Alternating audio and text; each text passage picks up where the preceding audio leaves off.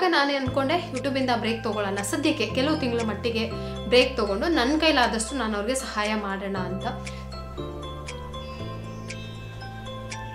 ನಾವೇ ನಡೆಸ್ತಾ ಇದ್ದಿದ್ದಂಥ ಶಾಪು, ಅಂದರೆ ರೆಂಟ್, ಇದು ಬಾಡಿಗೆಗಿರೋದು, ನಾವು ಓನ್ ಜಾಗ ಅಲ್ಲ, ಇದು ನಮ್ಮ ಸ್ವಂತ ಜಾಗ ಅಲ್ಲ. ನಿಮ್ಮ ಅನಿಸಿಕೆ, ಅಭಿಪ್ರಾಯ? ಅಷ್ಟೊಂದು ಜೋರಾಗಿ ಸೌಂಡ್ ಮಾಡ್ತೀಯಲ್ಲ ಪ್ರೀತಮ್ ನೀನು. ಅಮ್ಮ ನೀವು ದೊಡ್ಡವನಾಗಿದ್ದಾನೆ ಬೇಡ ಅಂತನಾ ಅನ್ನೋ ಒಂದು ಟೆನ್ಷನ್ ನನಗೆ. ಭಯ್ಯ ನೀವು ನೋಡ್ದಂಗೆ ಈ ಮಂತಲ್ಲಿ ನಾನು ವಿಡಿಯೋಸೇ ಹಾಕಿಲ್ಲ. ನಾನು hi friends, good morning, welcome to Pavithra's beauty vlog. ಇವತ್ತಿನ ವ್ಲಾಗ್ನ ಸ್ಟಾರ್ಟ್ ಮಾಡ್ತಾ ಇದ್ದೀನಿ. ಸರಿ, ಗುಡ್ ಮಾರ್ನಿಂಗ್ ಅಲ್ಲ, ಗುಡ್ ಆಫ್ಟರ್ನೂನ್, ಮಧ್ಯಾಹ್ನದಿಂದ ವ್ಲಾಗ್ ಮಾಡ್ತಾ ಇದ್ದೀನಿ. ಇವತ್ತು ನಿನ್ನೆ ಶೂಟ್ ಮಾಡಿರೋದಲ್ಲ, ಮೊನ್ನೆ ಶೂಟ್ ಮಾಡಿದ ಒಂದು ವ್ಲಾಗ್ನ ಎಡಿಟ್ ಮಾಡೋಕ್ಕೆ ಆಗಿರಲಿಲ್ಲ. ಸರಿ ಅಂತ ಹೇಳ್ಬಿಟ್ಟು ಇವತ್ತು ಎಡಿಟ್ ಮಾಡಿ ಅಪ್ಲೋಡ್ಗೆ ಹಾಕಿದ್ದೀನಿ. ಬೆಳಗ್ಗೆನೇ ನಾನು ಕಮ್ಯುನಿಟಿಲಿ ಕೂಡ ಪೋಸ್ಟ್ ಮಾಡಿದ್ದೀನಿ 3 ಗಂಟೆಗೆ ವ್ಲಾಗ್ ಬರುತ್ತೆ ಅಂತ. ಇನ್ಮೇಲೆ ಪ್ರತಿ ದಿನ ಅಥವಾ ಆಲ್ಟರ್ನೇಟಿವ್ ಡೇಸಲ್ಲಿ 3 ಗಂಟೆಗೆ ಪಕ್ಕ ನನ್ನ ವ್ಲಾಗ್ಸ್ ಬರುತ್ತೆ. ಟೈಮಿಂಗ್ಸ್ ಚೇಂಜ್ ಇಲ್ಲ. ಯಾಕೆ ಅಂತಂದರೆ ಗಿವ್ ಅವೇ ವಿಡಿಯೋ ನೋಟಿಫಿಕೇಷನ್ ಬಂದಿಲ್ಲ ಅಂತ ತುಂಬ ಜನ ಹೇಳಿದ್ರಿ. ಸೊ ಹಾಗಾಗಿ ನಾನು ಒನ್ ಟೈಮಿಂಗ್ಸನ್ನು ಫಿಕ್ಸ್ ಮಾಡ್ಕೊಳ್ಳೋಣ. ಎಷ್ಟೊಂದು ಜನಕ್ಕೆ ಮಿಸ್ ಆಗಿಬಿಟ್ಟಿದೆ, ನೋಟಿಫಿಕೇಷನ್ ಹೋಗಿಲ್ಲ. ಹಾಗಾಗಿ ಇನ್ಮೇಲೆ ನನ್ನ ವಿಡಿಯೋಸ್ಗಳು ಮಿಸ್ ಮಾಡ್ದಲೇ 3-3:30 ಈ 2 ಟೈಮಿಂಗ್ಸಲ್ಲಿ ಪಕ್ಕಾ ಬರುತ್ತೆ. ಅಕಸ್ಮಾತ್ ಏನಾದರೂ ಲೇಟ್ ಆದರೆ ಒಂದು ಅರ್ಧ ಗಂಟೆ ಲೇಟ್ ಆಗೋದು ಅಷ್ಟೇ, ಇಲ್ಲಾಂದರೆ ಲೇಟ್ ಆಗೋದಿಲ್ಲ. ಸೊ ಬನ್ನಿ ಇವತ್ತಿನ ವ್ಲಾಗ್ನ ಸ್ಟಾರ್ಟ್ ಮಾಡೋಣ. ನನಗೆ ವ್ಲಾಗ್ಸ್ ಏನೋ ಮಾಡ್ಕೊತೀನಿ, ಎಡಿಟಿಂಗ್ ತುಂಬ ಕಷ್ಟ ಆಗುತ್ತೆ. ಬೆಳಗ್ಗೆ ಎದ್ದು ಪಾಪು ನೋಡಿಕೊಂಡು ಎಡಿಟ್ ಮಾಡಿ ಅಪ್ಲೋಡ್ಗೆ ಹಾಕಿ ಸಣ್ಣ ಪುಟ್ಟ ಮಿಸ್ಟೇಕ್ಸ್ ಇದ್ದರೆ ಅದನ್ನೆಲ್ಲ ಕರೆಕ್ಷನ್ ಮಾಡೋಷ್ಟರೊಳಗೆ ಆಗೋಗುತ್ತೆ. ಅದಕ್ಕೆ ನಾನು ಅಂದ್ಕೊಂಡೆ 1 ಗಂಟೆಗೆ ಹಾಕೋಣ ಅಂತ. 1 ಗಂಟೆಗೆ ನನಗೆ ಅದೇನೋ ಸೂಟಬಲ್ ಅನಿಸ್ಲಿಲ್ಲ. ಅದಕ್ಕೆ ಇವಾಗ ನಾನು ನನ್ನ ನಾರ್ಮಲ್ ಟೈಮಿಂಗ್ಸ್ 3 ಗಂಟೆಗೆ ಹಾಕ್ತಾ ಇದ್ದೀನಿ. ಸೊ ನೀವು ಕೂಡ ನೋಡ್ತೀರಾ ಇನ್ಮೇಲೆ. ಅಂದರೆ ಪ್ರತಿದಿನ ಅದು ಬಂದರೆ ನಿಮಗೂ ನೋಟಿಫಿಕೇಷನ್ ಮಿಸ್ ಆಗ್ದಲೇ ಬರುತ್ತೆ. 3 ಗಂಟೆಗೆ ನಾನು ಹಾಕ್ತೀನಿ. ಬನ್ನಿ ಇವತ್ತಿನ ವ್ಲಾಗ್. ಪ್ರೀತಮ್ ಪ್ರಗತಿಗೆ ನಿನ್ನೆ ರಜಾ ಇತ್ತು, ಇವತ್ತು ರಜಾ. ಯಾಕೆ ಅಂತಂದರೆ ಅವ್ರದ್ದು ಬೇರೆ ಕ್ಲಾಸಿಗೆ ಎಕ್ಸಾಮ್ ನಡೀತಾ ಇರುತ್ತಲ್ಲ, ಅದಕ್ಕೋಸ್ಕರ ರಜಾ ಕೊಟ್ಟಿದ್ದಾರೆ. ಓದೋಕ್ಕೂ ಬಿಡಲ್ಲ, ಸುಮ್ಮನೆನೂ ಇರಲ್ಲ ನನ್ನ ಮಗ. ಓದ್ಕೊಳ್ಳಿ, ಇವನ್ನ ಮಲಗಿಸ್ಬಿಡ್ತೀನಿ. ಟೈಮು ಆಗಿಬಿಟ್ಟಿದೆ, ನಿದ್ದೆ ಮಾಡೋ ಟೈಮ್ ಆಗಿದೆ ಅಂದೆ. ಆಗಿದೆಯಾ ನಿದ್ದೆ ಮಾಡೋಕ್ಕೆ ಟೈಮು? ಸರಿ, ಎಲ್ಲರಿಗೂ ಬಾಯ್ ಹೇಳು. ಮಲ್ಕೋತೀನಿ ಬಾಯ್ ಅಂತ ಹೇಳು. ಟಚ್ ಮಾಡ್ತೀನಿ ಬಾಯ್. ಪ್ರೀತಮ್ನ ಮಲಗಿಸ್ದೆ. ಪ್ರೀತಮ್ದು 12:30 ಇರುತ್ತೆ ನಿದ್ದೆ ಟೈಮು. ಡೈಲಿ 12:30, 12:45 ಮಲಗಿದ್ರೆ ಒಂದು 2:30 ಕರೆಕ್ಟಾಗಿ, ಅಂದರೆ ಪ್ರಗತಿ ಸ್ಕೂಲಿಂದ ಬರೋ ಟೈಮಿಂಗ್ಸ್ಗೆ ಎಚ್ಚರ ಆಗುತ್ತೆ. ಒಟ್ಟಿಗೆ ಎಲ್ಲ ಊಟ ಮಾಡೋದಕ್ಕಾಗತ್ತೆ ಅಂತ ಹೇಳ್ಬಿಟ್ಟು ಅದು ಅಭ್ಯಾಸ ಆಗಿದೆ. ಅವನ್ನ ಮಲಗಿಸ್ಬಿಟ್ಟು ಬಂದೆ. ಆಮೇಲೆ ನನಗೆ ಇವಾಗ ತುಂಬ ಒಂದು ವಾರದಿಂದ ಕೂದಲು ತುಂಬಾ ಡ್ರೈ ಅಂತ ಫೀಲ್ ಆಗ್ತಾ ಇದೆ. ಏನಕ್ಕೆ ಅಂತಲೇ ಗೊತ್ತಿಲ್ಲ, ಏನು ಗೊತ್ತಿಲ್ಲ, ಸ್ವಲ್ಪ ಡ್ರೈ ಅಂತ ಫೀಲ್ ಆಗ್ತಾ ಇತ್ತು. ಸೊ ಅದಕ್ಕೆ ನಾನು ಇಲ್ಲಿ ಫ್ಲಾಕ್ಸಿಡ್ ಜೆಲ್, ಅಕ್ಸೆ ಬೀಜ ಅಂತ ಇರಲ್ಲ, ಸೊ ಇದ್ರದ್ದು ಒಂದು ಹೇರ್ ಮಾಸ್ಕ್ ಮಾಡ್ಕೊಂಡು ಹಚ್ಕೊಳ್ಳೋಣ ಅಂತ ಹೇಳ್ಬಿಟ್ಟು ಮಾಡ್ತಾ ಇದ್ದೀನಿ. ಹೆಂಗೋ ಪ್ರಗತಿಗೂ ರಜಾ ಇತ್ತಲ್ಲ, ಪ್ರಗತಿಗೂ ಕೂಡ ಹೇರ್ ಪ್ಯಾಕ್ ಹಾಕೇ ಇಲ್ಲ. ಅವ್ರದ್ದು ಕೂದಲು ಫುಲ್ಲು ಸ್ವಲ್ಪ ಡ್ರೈ ಆಗ್ತಾ ಇದೆ. ಅದಕ್ಕೆ ಇದನ್ನು ಮಾಡ್ಕೊಳ್ಳೋಣ ಅಂತ. ಇದು ಮಾಡಬೇಕಾದ್ರೆ ನಾನು ನೀರನ್ನ ಸ್ವಲ್ಪ ಬಿಸಿ ಮಾಡ್ತೀನಿ, ತಣ್ಣೀರಿಗೆ ಹಾಕಲ್ಲ. ಬಿಸಿ ಮಾಡಿ ಆಮೇಲೆ ಅದಕ್ಕೆ ಅಕ್ಸೆ ಬೀಜನ ಹಾಕ್ಕೊಂಡು ಒಂದು 4-5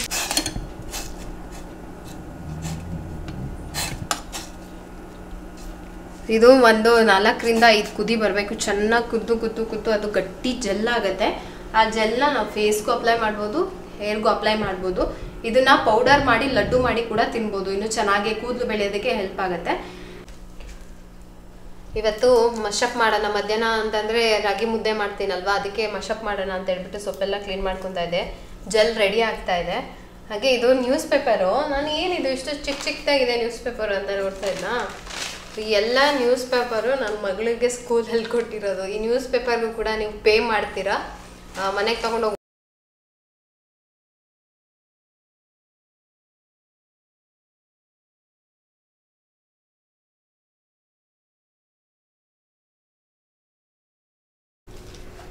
ಸೊಪ್ಪು ನೋಡೋದಕ್ಕೆ ಮಾತ್ರ ಜಾಸ್ತಿ ಕಾಣಿಸುತ್ತೆ, ಇದು ತುಂಬ ಇದೆ ಅಲ್ಲ. ಒಂದು ಸ್ವಲ್ಪ ನಾನು ಉರಿ ಇಟ್ಟಿದ್ದೀನಿ, ಮೆತ್ತಗಾಗ್ಬಿಟ್ಟು ಕೆಳಗೆ ಹೋಗ್ಬಿಡತ್ತೆ. ಜೆಲ್ ರೆಡಿ ಇಲ್ಲಿ. ಸೊ ಈ ಥರ ಇಷ್ಟಾದ್ರೂ ಜೆಲ್ ಆದಮೇಲೆ ನೋಡಿ, ಹಿಂಗೆ ಎತ್ತಿದ್ರೆ ಈ ಥರ ಬರಬೇಕು. ಇದು ಪರ್ಫೆಕ್ಟಾಗಿ ರೆಡಿಯಾಗಿದೆ. ಇವು ಬಿಸಿ ಇದ್ದಾಗಲೇ ಸೋಸ್ ಇಟ್ಕೊಂಡ್ಬಿಡ್ಬೇಕು, ತಣ್ಣಗಾದ್ಮೇಲೆ ಸೋಸೋದು ಕಷ್ಟ. ಇದನ್ನು ನಾನು ಇನ್ನೊಂದು ಸ್ವಲ್ಪ ತೆಳ್ಳಗಿದ್ದಾಗಲೇ ಸೋಸ್ಕೊಬೇಕು. ತುಂಬಾ ಗಟ್ಟಿಯಾಗಿದೆ. ಇದಕ್ಕೆ ನಾನು ಸ್ವಲ್ಪ ನೀರು ಹಾಕ್ಬಿಟ್ಟು ಮಿಕ್ಸ್ ಮಾಡಿ ಆಮೇಲೆ ಸೋಸ್ಕೋತೀನಿ. ಇದು ಫ್ಲಾಕ್ಸಿಡ್ ಜೆಲ್ ಅಕ್ಸೆ ಬೀಜ ಅಂತ ಸಿಗುತ್ತೆ. ಇದರಿಂದ ನಮ್ಮ ಕೂದಲು ಸ್ಟ್ರಾಂಗ್ ಆಗುತ್ತೆ. ಹಾಗಾಗಿ ನಾನು ಯಾವಾಗಾದ್ರೂ ಮಂತ್ಲಿ ಒನ್ಸ್ ಆದರೂ ಈ ಪ್ಯಾಕನ್ನು ಯೂಸ್ ಮಾಡ್ತೀನಿ. ಪ್ರಗತಿಗೆ ಜಾಸ್ತಿ. ಅಷ್ಟರೊಳಗೆ ನಂದು ಮಶಪ್ ರೆಸಿಪಿ ಕೂಡ ರೆಡಿ ಆಯಿತು. ತುಂಬಾ ಈಸಿ. ನಾನು ಇದನ್ನು ಮಿಕ್ಸಿಗೆ ಹಾಕಿಲ್ಲ, ಮಸ್ದು ಮಾಡಿರೋದು ಮಶಪ್ಪು. ಮಸ್ಸೊಪ್ಪು ಏನಾದರೂ ಅಂದ್ಕೊಳ್ಳಿ, ನಮ್ಮ ಕಡೆ ಹಳ್ಳಿ ಲ್ಯಾಂಗ್ವೇಜಲ್ಲಿ ಮಾತಾಡೋದನ್ನು ಹೇಳಿರ್ತೀನಿ ನಾನು. ಸಾಂಬಾರು ರೆಡಿ ಆಯಿತು. ಅದಕ್ಕೆ ಬಿಸಿ ಬಿಸಿ ಮುದ್ದೆ ಮಾಡಿಕೊಂಡು ಹಾಗೆ ಕಿಚನ್ ಎಲ್ಲ ಕ್ಲೀನ್ ಮಾಡ್ಕೊಂಡ್ಬಿಟ್ಟೆ. ಪ್ರೀತಮ್ ಎದ್ದ ತಕ್ಷಣ ಬಿಸಿ ಬಿಸಿ ಮುದ್ದೆ ತುಪ್ಪ ಹಾಕಿ ತಿನ್ನಿಸ್ಬಿಡ್ತೀನಿ. ನಮಗೂ ಕೂಡ ಅಷ್ಟೇ, 2 ಮುದ್ದೆ. ನಾವು 4 ಜನ ಡಿವೈಡ್ ಮಾಡ್ಕೋತೀವಿ. ರೈಸ್ ಇತ್ತು, ಸೊ ಹಂಗಾಗಿ ಕಿಚನ್ ಎಲ್ಲ ರೆಡಿ ಮಾಡಿ ಇವಾಗ ನಾನು ಜೆಲ್ ಅಪ್ಲೈ ಮಾಡ್ಕೊಳ್ಳೋಣ ಅಂತ ಅನ್ಕೊಂಡಿದ್ದೀನಿ. ಈ ಥರ ಹೇರ್ ಪ್ಯಾಕ್ ನೀವು ಮಂತ್ಲಿ ಒಂದು ಯಾವುದಾದ್ರೂ ಯೂಸ್ ಆಗೋಂಥದ್ದು ಹಚ್ಕೊಂಡ್ರೆ ತುಂಬ ಒಳ್ಳೆಯದು ಕೂದಲಿಗೆ. ನೈಸ್ ಆಗುತ್ತೆ, ಸ್ಟ್ರಾಂಗ್ ಆಗುತ್ತೆ ಕೂದಲು. ಅಡುಗೆ ಮಾಡಿಟ್ಟೆ. ಪ್ರೀತಮ್ ಮಲಗಿದಾನಲ್ಲ, ಅವನ್ನ ಬಿಟ್ಟು ಹೆಂಗೆ ಊಟ ಮಾಡೋದು, ಅವನಿಗೋಸ್ಕರ ವೆಯ್ಟ್ ಮಾಡಬೇಕು. ಇದು ಸರಿ ಹೆಂಗೋ ಜೆಲ್ ರೆಡಿ ಇತ್ತಲ್ಲ, ಅಪ್ಲೈ ಮಾಡ್ಕೊಳ್ಳೋಣ ಅಂತ ಹೇಳ್ಬಿಟ್ಟು ಇದನ್ನು ತಂದೆ. ಇದು ಡೈರೆಕ್ಟಾಗಿ ಜೆಲ್ಲೇ ಹಾಕಿದ್ರೆ ಕೂದಲು ಸ್ವಲ್ಪ ಡ್ರೈ ಆದಂಗೆ ಅನಿಸುತ್ತೆ. ಅದಕ್ಕೆ ನಾನು ಒಂದು ಸ್ವಲ್ಪ ಕೊಬ್ಬರಿ ಎಣ್ಣೆ ಮಿಕ್ಸ್ ಮಾಡ್ಕೊತೀನಿ. ಬಿಸಿಲೇ ಮಿಕ್ಸ್ ಮಾಡಿದರೆ ಚೆನ್ನಾಗಿರ್ತಾಯಿತ್ತು. ಸೊ ನಾನು ಮರ್ತುಬಿಟ್ಟೆ, ಅದಕ್ಕೆ ಆಮೇಲೆ ಮಿಕ್ಸ್ ಮಾಡ್ತೀನಿ. ಜೆಲ್ ಎಷ್ಟು ಚೆನ್ನಾಗಿ ಬಂದಿದೆ ಅಂತ. ಇದನ್ನು ಬರೀ ಕೂದಲಿಗೆಲ್ಲ, ಸ್ಕಿನ್ಗೂ ಕೂಡ ಅಪ್ಲೈ ಮಾಡ್ಕೊಬೋದು, ಚೆನ್ನಾಗಿರುತ್ತೆ. ಒಂದೇ ಒಂದು ಸ್ವಲ್ಪ ಕೊಬ್ಬರಿ ಎಣ್ಣೆ ಹಾಕೊಂಡಿದ್ದೀನಿ. ಅಗಸೆ ಬೀಜ ನಮಗೆ ಆರೋಗ್ಯಕ್ಕೂ ಕೂಡ ಒಳ್ಳೆಯದು, ನಮ್ಮ ಕೂದಲಿಗೆ ಕೂಡ ತುಂಬ ಒಳ್ಳೆಯದು. ಇದ್ರಲ್ಲಿ ವಿಟಮಿನ್ ಬಿ ತುಂಬ ಜಾಸ್ತಿ ಆಗಿರುತ್ತೆ. ಇದರಿಂದ ನಮ್ಮ ಕೂದಲು ತುಂಬ ಚೆನ್ನಾಗಿ ಸ್ಟ್ರಾಂಗ್ ಆಗುತ್ತೆ, ಕೂದಲು ಒಣಗೋದನ್ನು ತಡೆಯುತ್ತೆ. ಹಾಗಾಗಿ ನಾನು ಇದನ್ನು ಬಳಸ್ತಾ ಇದ್ದೀನಿ. ಒಂಥರ ಒಳ್ಳೆಯ ಏನು ಕೂದಲು ಶೈನಿಂಗ್ ಚೆನ್ನಾಗಾಗುತ್ತೆ, ಸಾಫ್ಟ್ ಆಗುತ್ತೆ. ಆಗಾಗ ಯೂಸ್ ಮಾಡೋದ್ರಿಂದ ನಮ್ಮ ಕೂದಲು ತುಂಬಾ ಸ್ಟ್ರಾಂಗ್ ಆಗುತ್ತೆ, ಕೂದಲು ಉದುರೋದು ಕೂಡ ಕಡಿಮೆ ಆಗುತ್ತೆ. ಇದಕ್ಕೋಸ್ಕರ ನಾನು ಬಳಸ್ತೀನಿ. ಜೊತೆಗೆ ಗ್ರೇ ಹೇರನ್ನು ಕೂಡ ತಡೆಯುತ್ತೆ ಅಂತ ಹೇಳ್ತಾರೆ. ಹಾಗಾಗಿ ನಾನು ಪ್ರಗತಿಗೆ ಮಂತ್ಲಿ ಒನ್ಸ್ ಆದರೂ ಈ ಫ್ಲ್ಯಾಕ್ಸಿಡ್ ಜೆಲ್ದು ಹೇರ್ ಪ್ಯಾಕ್ ಅಪ್ಲೈ ಮಾಡ್ತೀನಿ. ಸ್ಕಿನ್ಗೆ ಕೂಡ ಹಚ್ಕೊಬೋದು, ಮುಖಕ್ಕೆ ಫೇಸ್ ಪ್ಯಾಕ್ ಥರ ಹಚ್ಕೊಂಡು ಒಂದು 5 ನಿಮಿಷ ಬಿಟ್ಟು ವಾಶ್ ಮಾಡಿಕೊಂಡ್ರೆ ಸಾಫ್ಟ್ ಆಗುತ್ತೆ ಸ್ಕಿನ್ ಕೂಡ. ಪ್ರಗತಿಗೆ ಹಚ್ಬೇಕಾದ್ರೆ ಅದು ತಣ್ಣಗಾಗುತ್ತೆ ಅಲ್ಲ, ಒಂಥರ ಖುಷಿ ಆಗುತ್ತೆ ಪ್ರಗತಿಗೆ, ಒಂಥರ ನಗು ನಗು. ಅದಕ್ಕೆ ಚೆನ್ನಾಗಿ ಮಸಾಜ್ ಮಾಡ್ತೀನಿ. ಇದ್ರ ಜೊತೆಗೆ ನಾನು ಪ್ರಗತಿಗೆ ಇನ್ನೊಂದು ಹೇರ್ ಪ್ಯಾಕ್ ಬಳಸ್ತೀನಿ. ಅದು ಮೆಂತ್ಯ, ಮೊಸರು ಹಾಕಿ, ಅಲೋವೆರಾ ಹಾಕಿ. ಯಾಕೆಂತಂದರೆ ಅದು ಸ್ವಲ್ಪ ಪ್ರಗತಿಗೆ ಡ್ಯಾಂಡ್ರಫ್ ಏನಾದರೂ ಆಗಿದ್ರೆ ಕ್ಲೀನ್ ಮಾಡೋದಕ್ಕೆ ಯೂಸ್ ಆಗುತ್ತೆ. ಕಪಿ ಸೈಕಲ್ ಬೇಕಾ? ಸೈಕಲ್ ಬೇಕಾ ನಿಂಗೆ? ಸೈಕಲ್ ಬೇಕಾ ಹೇಳು. ಸೈಕಲ್ ಬೇಕಾ? ಸೈಕಲ್ ತರನಾ? ಸೈಕಲ್ ಬೇಕಾ? ನನ್ನ ನನ್ನ ಮಾಮ ಮಾಮ ಬೇಬಿ ಬೇಬಿ ಮಾಮ ಮಾಮ ಮಾಮ ಪಾಪಾ ಪಾಪಾ Baba. Papa. Papa. Baby. Papi, baby, mama. Bhai, pant ho. Pritu pant. Ha. Pant ಹಾಕಲ್ವಾ ನೀನು? ಕೊಡು, ನಾನು ಹಾಕ್ತೀನಿ. ಬಾ, ನಿನ್ಗೆ ಹಾಕಕ್ಕೆ ಬರಲ್ಲ. ಬಾ, ಸೈಕಲ್ ತರಕ್ಕೆ ಹೋಗೋಣ. ಸೈಕಲ್ ಪ್ರೀತಮ್ಗೆ ಸೈಕಲ್ ತೊಗೊಂಬರೋಣ ಅಂತ ಅಂದ್ಕೊಂಡಿದ್ದೀವಿ. ಯಾವ ಥರ ಸೈಕಲ್ ತೊಗೊಂಬರೋದು? ಪೇರೆಂಟಿಂಗ್ ಹ್ಯಾಂಡಲ್ ಇರುತ್ತಲ್ಲ, ಟ್ರೈ ಸೈಕಲ್, ಅದು ತಗೊಳ್ಳೋಣ ಅಂತ. ಅದ್ರೊಳಗೆ ಇನ್ನೊಂದು ಬರುತ್ತೆ, ಇಲ್ಲಿ ಮಕ್ಕಳೆಲ್ಲ ಇದು ಮಾಡ್ತಾರೆ, ಅದು ಏನಂತಾರೆ, ಸ್ಕೂಟರ್ ಅಂತೇನೋ ಅಂತಾರೆ, ಟ್ರೈ ಸ್ಕೂಟರ್ ಅಂತನೋ ಏನೋ. ಅದು ಸೈಕಲ್ ಥರ ತುಳಿಯೋದಲ್ಲ, 3 ವೀಲ್ ಇರುತ್ತೆ, ಹಿಂಗೆ ತಳ್ಕೊಂಡು ಹೋಗೋದು. ಮಕ್ಕಳೆಲ್ಲ ಓಡಿಸ್ತಾರೆ. ನಾನು ವಾಕಿಂಗ್ ಕರ್ಕೊಂಡು ಹೋಗ್ತೀನಲ್ಲ ಪ್ರೀತಮ್, ನಾನು ವಾಕಿಂಗ್ ಹೋದಾಗೆಲ್ಲ ಕರ್ಕೊಂಡು ಹೋಗ್ತೀನಲ್ಲ, ಅಲ್ಲಿ ಮಕ್ಕಳೆಲ್ಲ ಆಟ ಆಡ್ತಾರೆ, ಅದರಲ್ಲೇ ಆಡೋದು. ಅದನ್ನು ನೋಡಿದ್ರೆ ನನ್ನ ಮಗ ಆಟನೇ ಆಡಲ್ಲ, ಅದನ್ನ ನೋಡ್ಕೊಂಡೇ ಸುಮ್ಮನೆ ನಿಂತ್ಬಿಡ್ತಾನೆ. ಸೊ ಅದಕ್ಕೆ ಅದನ್ನ ತರೋದ ಅಥವಾ ಟ್ರೈಸೈಕಲ್ ತರೋದ ಅಂತ ಯೋಚನೆ ಮಾಡ್ತಾ ಇದ್ದೆ. ಏನು ತೊಗೊಂಡು ಬರೋದು? ಪ್ರೀತು, ಏನು ಬೇಕು ನಿನಗೆ? ಏನು ಬೇಕು ನಿನಗೆ? ಸೈಕಲ್ ಬೇಕಾ? ಸೈಕಲ್ ಬೇಕಾ? ಅವನಿಗೆ ಸೈಕಲ್ ಅಂದರೆ ಏನು ಅಂತಲೇ ಗೊತ್ತಿಲ್ಲ ಪಾಪ. ಪ್ರೀತು, ಏನು ಬೇಕು ಪ್ರೀತಮ್? ಫುಲ್ಲು ಕೂದಲು ಒಂದು ಸ್ವಲ್ಪ ಸಾಫ್ಟ್ ಆಗಿದೆ. ಡೈಲಿ ವಾಶ್ ಮಾಡಬೇಕಂದ್ರೊಳಗೆ, ಅವಾಗ ಇನ್ನೂ ಚೆನ್ನಾಗಿ ಸಾಫ್ಟ್ ಆಗುತ್ತೆ. ಡೈಲಿ ಒಂದಿನಕ್ಕೆ ಅಷ್ಟು ಗೊತ್ತಾಗಲ್ಲ, ಒಂಥರ ಸಿಕ್ಕೇನಾಗಿಲ್ಲ. ಸೊ ಇವಾಗ ಹೋಗ್ಬಿಟ್ಟು ನೋಡ್ಕೊಂಡು ಬರ್ತೀವಿ. ಸೆಟ್ ಆದರೆ ತೊಗೊಂಡು ಬರೋಣ ಅಂತ. ನನ್ನ ಮಗಳು ಅದು ಟ್ರೈ ಸ್ಕೂಟರ್ ಬರುತ್ತಲ್ಲ, ಅದು ಪುಷ್ ಮಾಡ್ಕೊಂಡು ಹೋಗೋದು, ಅದನ್ನು ತೊಗೊಂಡು ಬನ್ನಿ ಅಂತ. ನನಗೆ ಪ್ರೀತಮ್ಗೆ ಮತ್ತೆ ಸೈಕಲ್ ತರೋದು ತಪ್ಪುತ್ತೆ, ಸೈಕಲ್ ತಂದುಬಿಡೋಣ ಅಂತ ನಾನು ಅನ್ಕೊತಾ ಇದ್ದೀನಿ. ನೋಡ್ತೀನಿ ಯಾವುದು ಸರಿ ಅನಿಸುತ್ತೋ ತೊಗೊಂಡು ಬರ್ತೀವಿ. ಬಾ ಹೋಗೋಣ ಪ್ರೀತು. ಅಲ್ಲಿಂದ ನಮ್ಮ ಮನೆ ಹತ್ರ ನಿಯರ್ ಒಂದು ಸೈಕಲ್ ಶಾಪ್ ಇತ್ತು, ಅಲ್ಲಿಗೆ ಹೋದ್ವಿ. ಪ್ರೀತಮ್ಗೆ ಏನಂತಂದ್ರೆ ನಾವು ಡಿಸೈಡ್ ಮಾಡಿರ್ಲಿಲ್ಲ ಯಾವ ತರ ಸೈಕಲ್ ತಗೋಬೇಕು ಅಂತ ಹೇಳ್ಬಿಟ್ಟು. ಆದ್ರೆ ಇಲ್ಲಿ ಮಕ್ಳು ಬರೋದ್ನೆಲ್ಲ ನೋಡಿ ಅವ್ನು ಇಷ್ಟ ಪಡ್ತಿದ್ದ. ಸರಿ ಒಂದ್ ಕೊಡ್ಸೋಣ ಅಂತ ಹೇಳಿ ನೋಡೋದಕ್ಕೆ ಅಂತ ಹೋಗಿದ್ವಿ. ಆಮೇಲೆ ಪ್ರಗತಿದೊಂದು ಸೈಕಲ್ ಮನೆ ಹತ್ರ ಹಾಗೆ ಉಳ್ದಿದೆ, ಅದು ಹೈಟ್ ಕಮ್ಮಿ ಆಗ್ಬಿಟ್ಟಿದೆ. ಪ್ರಗತಿಗೆ ಒಂದು 3 ವರ್ಷದಲ್ಲೋ 4 ವರ್ಷದಲ್ಲೋ ತಗೊಂಡ್ ಬಂದಿದ್ ಸೈಕಲ್ ಅದು. ಒಂದು 5 ವರ್ಷ ತನಕ 6-7 ವರ್ಷ ತನಕ ಆಗುತ್ತೆ ಅಂತ ಹೇಳಿದ್ರು. ಇವಾಗ ಅದು ಹೈಟ್ ಅಡ್ಜಸ್ಟ್ ಆಗ್ತಾ ಇಲ್ಲ, ಅದು ರಿಪೇರ್ ಮಾಡಿಸ್ಬಿಟ್ಟು ಊರಲ್ಲಿ ನನ್ನ ಹಸ್ಬೆಂಡ್ ತಮ್ಮ ಹಂಗೆ ಮಕ್ಳಿದಾರಲ್ಲ ಅವ್ರಿಗಾಗುತ್ತೆ, ಅವ್ರು ಇನ್ನೂ ಆ ಏಜ್ ಅಲ್ಲಿ ಇದ್ದಾರೆ. ಸೊ ಅವ್ರಿಗೆ ಕೊಟ್ಬಿಡೋಣ ಅಂತ ಹೇಳಿ ಅದನ್ನ ನಾವು ರಿಪೇರಿ ಮಾಡ್ಸೋದಕ್ಕೆ ಅಂತ ಇಟ್ಟಿದ್ವಿ. ಸರಿ ಪ್ರೀತಮ್ಗೆ ಯೋಚನೆ ಮಾಡ್ತಾ ಇದೀವಿ, ಅದು ಸ್ವಲ್ಪನಾದ್ರೂ ಒಂದ್ 2-3 ವರ್ಷನಾದ್ರೂ ಯೂಸ್ ಆಗೋ ತರ ಇದ್ರೆ ಚೆನ್ನಾಗಿರುತ್ತೆ. ನನ್ಗೇನು ಇವಾಗ ಪ್ರೀತಮ್ ಕುತ್ಕೊಂಡಿರೋ ಸೈಕಲ್ ತುಂಬಾ ಇಷ್ಟ ಆಯ್ತು. ಆದ್ರೆ ಏನಾಗತ್ತೆ ಅಂದ್ರೆ ಈ ಸೈಕಲ್ ತುಳಿಯೋ ಏಜ್ ಅಷ್ಟೊತ್ತಿಗೆ ಸೈಕಲ್ ಹಳೇದಾಗ್ಬಿಡತ್ತೆ. ಇನ್ನು ಟೈಮ್ ಬೇಕು ಅಂತ ಅನಿಸ್ತು ಪ್ರೀತಮ್ಗೆ ಈ ಸೈಕಲ್ ಕಲಿಯೋದಕ್ಕೆ. ಓಕೆ 1 ವರ್ಷ ಅದು ಬೇಸಿಕ್ ಕಲಿಯೋ ತನಕ ಈ ತರ ಪೇರೆಂಟಿಂಗ್ ಹ್ಯಾಂಡಲ್ ಇದೆಯಲ್ಲ ಇದನ್ನ ತಗೊಳ್ಳೋಣ ಅಂತ ಅನ್ಕೊಂಡೆ.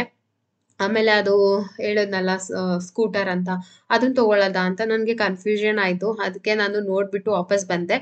ಇದು ಚೆನ್ನಾಗಿತ್ತು, ಬಟ್ ಪ್ರೈಸ್ ಸ್ವಲ್ಪ ಜಾಸ್ತಿನೇ ಹೇಳಿದ್ರು. ಕ್ವಾಲಿಟಿ ನನ್ಗೇನು ಅಷ್ಟು ಇಷ್ಟ ಆಗ್ಲಿಲ್ಲ.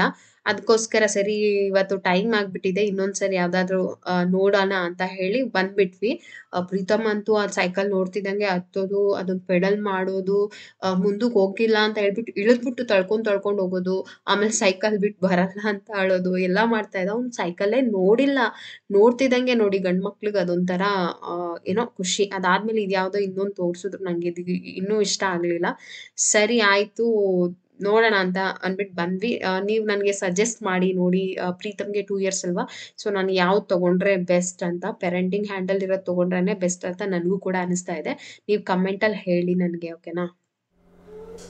ಸೊ ಫ್ರೆಂಡ್ಸ್, ಇವಾಗ ಜಸ್ಟ್ ಸೈಕಲ್ ನೋಡ್ಕೊಂಡು ಬಂದ್ವಿ. ಚೆನ್ನಾಗಿತ್ತು, ನನಗೇನೋ ಇಷ್ಟ ಆಯಿತು. ಪ್ರೀತಮ್ ಅಂತೂ ನೋಡ್ತಿದ್ದಂಗೆ ಇಳಿದು ಹತ್ತಿ ಎಲ್ಲ ಆಗಲೇ ಪೆಡಲ್ ಮಾಡೋದಕ್ಕೆ, ಬೆಲ್ ಮಾಡೋದಕ್ಕೆ ಎಲ್ಲ ಕಲ್ತ್ಕೊಂಡ್ಬಿಟ್ಟಿದ್ದಾನೆ.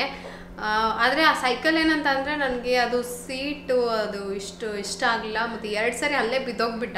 ಇನ್ನೊಂದು ಸಣ್ಣ ತೋರಿಸಿದ್ರಲ್ಲ, ಅದು ಏನೋ ಅಷ್ಟು ಚೆನ್ನಾಗಿ ಅನ್ನಿಸ್ಲಿಲ್ಲ. ಅವ್ರು ಹೇಳ್ತಾರೆ ಟ್ರೈಸೈಕಲ್ ಬಾಳಿಕೆ ಬರೋದೇ 1 ವರ್ಷ, 1 ವರ್ಷದಿಂದ 1.5 ವರ್ಷದವರೆಗೂ ಯೂಸ್ ಮಾಡ್ಬೋದು, ಆಮೇಲೆ ಯೂಸ್ ಮಾಡೋಕ್ಕಾಗಲ್ಲ ಅಂತ. ಅದಕ್ಕೆ ನನ್ನ ಮಗಳಿಗೆ ಇನ್ನೊಂದು ಬೇಕಾಗಿತ್ತಂತೆ. ನಾನು ನಿಮ್ಗೆ ಹೇಳಿದ್ನಲ್ಲ ಇದು ಸ್ಕೂಟರ್ ಅಂತ, ಹಿಂಗೆ ಪುಷ್ ಮಾಡ್ಕೊಂಡು ಹೋಗೋದು, ಅದನ್ನು ನೋಡೋಣ ಅಂತ ಅಂದ್ಕೊಂಡೆ. ಅಲ್ಲಿ ಇರಲಿಲ್ಲ. ಸರಿ 2ರಲ್ಲಿ ಯಾವ ತೊಗೊಳ್ಳೋದು ಅನ್ನೋ ಕನ್ಫ್ಯೂಷನಲ್ಲೇ ವಾಪಸ್ ಬಂದ್ವಿ. ಬರಬೇಕಾದ್ರೆ ಪ್ರೀತಮ್ ಬೇಜಾರು ಮಾಡ್ಕೊಂಡ, ಬರಲ್ಲ ಇಳಿಯಲ್ಲ ಕೆಳಗಡೆ ಅಂತಿದ್ದ ಸೈಕಲ್ ಮೇಲಿಂದ. ಹೆಂಗೋ ಕರ್ಕೊಂಡು ಬಂದೆ. ಸೊ ನೋಡಬೇಕು 2ರಲ್ಲಿ ಯಾವ್ದು ಬೆಟರ್ ಆಗಿರುತ್ತೆ ಅಂತ. ಪ್ರೀತಮ್ಗೆ ಈಗ ಅದು ಸ್ಕೂಟರ್ ಏನೋ ಓಡಿಸೋದು ಕಷ್ಟ ಆಗುತ್ತೆ ಅಂತ ನನಗನ್ನಿಸ್ತಾ ಇದೆ. ಆದರೆ ಅದೇನು ಗೊತ್ತಾ, 2 ವರ್ಷದಿಂದ 12 ವರ್ಷದವರೆಗೂ ಯೂಸ್ ಮಾಡ್ಬೋದಂತೆ, ಹೈಟ್ ಅಡ್ಜಸ್ಟಬಲ್ ಮಾಡಿಕೊಂಡು. ಸೊ ಅದಕ್ಕೆ ನೋಡೋಣ ಇನ್ನೊಂದು ಸರಿ, ಸುಮ್ಮನೆ ತೊಗೊಳ್ಳೋದು ಬೇಡ ಅಂತ ಹೇಳ್ಬಿಟ್ಟು ಬಂದೆ. ಆದ್ರೂ ಪ್ರೀತಮ್ಗೆ ನಾರ್ಮಲ್ ಸೈಕಲ್ ಅಂತೂ ತುಳಿಯೋಕ್ಕಾಗಲ್ಲ. ಇನ್ನೊಂದು ದೊಡ್ಡದು ನೋಡಿದ್ವಲ್ಲ, ಅದು ಕಾಲೇ ಹಿಡಿಕ್ತಾ ಇಲ್ಲ ಅವ್ನಿಗೆ ಹೆಂಗೆ ತುಳಿಯೋದಕ್ಕೆ. ನಾವು ತಳ್ಳೋಣ ಅಂದರೆ ತಳ್ಳೋದಕ್ಕೂ ಆಗೋದಿಲ್ಲ. ಇದು ಪೇರೆಂಟಿಂಗ್ ಹ್ಯಾಂಡಲ್ ಇದು ಬೆಸ್ಟ್ ಅಂತ ಅನಿಸ್ತು. ಸೊ ನೋಡಬೇಕು, ಅದಕ್ಕೆ ಸ್ವಲ್ಪ ಡೌಟಲ್ಲಿ ಯಾಕೆ ತೊಗೊಳ್ಳೋದು ಅಂತ ಬಂದುಬಿಟ್ವಿ. ಹಾಗೆ ನಾನು ನಿಮಗೆ ಹೇಳಿದೆ ಅಲ್ವಾ, ಯಾಕೆ ನಾನು ಯೂಟ್ಯೂಬಿಂದ ಬ್ರೇಕ್ ತೊಗೋತೀನಿ ಅಂತ ಹೇಳಿದ್ದೆ ಅಂತ ಹೇಳ್ಬಿಟ್ಟು. ಸೊ ಅದು ಯಾಕೆ ಅಂತ ಅಂದರೆ, ಇವಾಗ ಶಾಪ್ ಓಪನ್ ಮಾಡೋಕ್ಕೆ ಹೋಗ್ತಾ ಇದ್ದೀವಿ. ಏನಾಯಿತು? ಶಾಪ್ ಓಪನ್ ಮಾಡೋಕ್ಕೆ ಹೋಗ್ತಾ ಇದ್ದೀವಿ. ಅಲ್ಲಿ ಓಪನ್ ಮಾಡಿಬಿಟ್ಟು ಆಮೇಲೆ ಹೇಳ್ತೀನಿ ಏನು ಯಾಕೆ ಅಂತ. ಸ್ವಲ್ಪ ಟೀ ಮಾಡ್ಕೊಂಡು ಕುಡಿದ್ಬಿಟ್ಟು ಹೋಗೋಣ. ಮತ್ತೆ ಅವ್ರು ಬರಲ್ಲ, ಈಗ ಹೋದರೆ 10:30 11 ಗಂಟೆ ಆಗುತ್ತೆ ನೈಟ್ ಬರೋದು. ಅದಕ್ಕೋಸ್ಕರ ಟೀ ಮಾಡಿಕೊಡು ಅಂದ್ರೆ ಮಾಡ್ತಾ ಇದೆ. ಇಲ್ಲಿ ಕುಡ್ತಾ ಇದೆಯಲ್ಲ, ರಾಗಿ ಮುದ್ದೆ ಮಾತ್ರ ಒಳಗೆ ಹೋಗಲ್ಲ, ಅಕ್ಕಿ ರೊಟ್ಟಿ ಚೆನ್ನಾಗೋಗುತ್ತಲ್ಲ.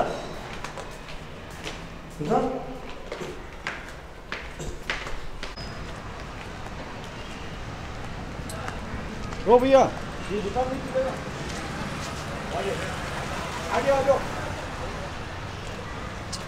बोर्ड आ गया।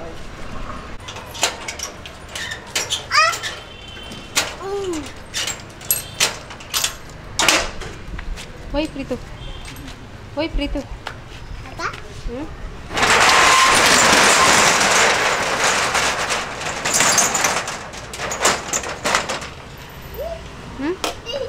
ಬಾ ಕೈ ಕೊಡು, ಹತ್ತು ನಡಿ ಒಳಗಡೆ ಹೋಗು. ನಡಿ ಬರ್ತೀನಿ ನಡಿ. ನನ್ನ ಮಗ ಕೈಯೇ ಬಿಡಲ್ಲ, ನನ್ನ ಕೈಯೇ ಬಿಡಲ್ಲ ಅಲ್ಲ ಪ್ರೀತು ನೀನು. ನಡಿ. ಡ್ಯಾಡಿ ಎಲ್ಲ ಲೈಟ್ ಆನ್ ಮಾಡ್ತಾವ್ರೆ. ಹಾಂ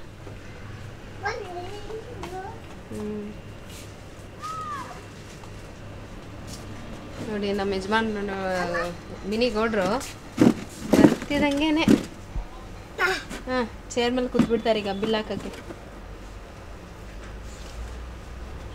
ಏನು ಮಾಡೋಕ್ಕೆ? ಹಾಂ ಏನು? ಓಯ್ ಯಾರದು ಡ್ಯಾಡಿ? ಒಬ್ಬ ಇವಾಗ ಬಿದ್ದೋಗಿರೋದು ಮಗು.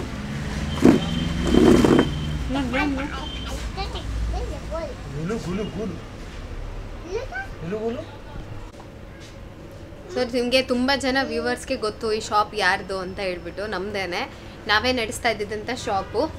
ಅಂದರೆ ರೆಂಟ್, ಇದು ಬಾಡಿಗೆಗಿರೋದು. ನಾವು ಓನ್ ಜಾಗ ಅಲ್ಲ, ಇದು ನಮ್ಮ ಸ್ವಂತ ಜಾಗ ಅಲ್ಲ. ಬಾಡಿಗೆ ಕಟ್ಕೊಂಡು ಇದನ್ನು ನಾವು ಐಟಮ್ ಎಲ್ಲ ನಮ್ಮದೇನೆ, ನಾವೇ ಮೇಂಟೈನ್ ಮಾಡ್ತಾ ಇರೋದು. ಹಾಗೆ ತುಂಬ ಜನ ಇದ್ರದ್ದು ಇನ್ವೆಸ್ಟ್ ಬಗ್ಗೆ ಕೇಳ್ತಾ ಇದ್ರಿ, ಹೇಗೆ ಇನ್ವೆಸ್ಟ್ ಮಾಡೋದು, ಹೇಗೆ ಶುರು ಮಾಡಿದ್ರಿ ಅಂತ. ಈ ಬಿಸ್ನೆಸ್ ಅನ್ನೋದು ನಮಗೆ ತುಂಬ ಅಂದರೆ ತುಂಬ ಹೊಸದ್ರು. ಒಂದು ಸಾಸಿವೆ ಕಾಳಿಂದನೂ ಕಲ್ತ್ಕೊಂಡು ಸ್ಟೆಪ್ ಬೈ ಸ್ಟೆಪ್ ಮಾಡಿಕೊಂಡು ಇಲ್ಲಿವರೆಗೂ ಬಂದಿದ್ದು. ಪ್ರೀತು ಬಾಯ್ಲಿ, ರೋಡ್ಗೆ ಹೋಗ್ಬಿಟ್ರೆ ಕಷ್ಟ.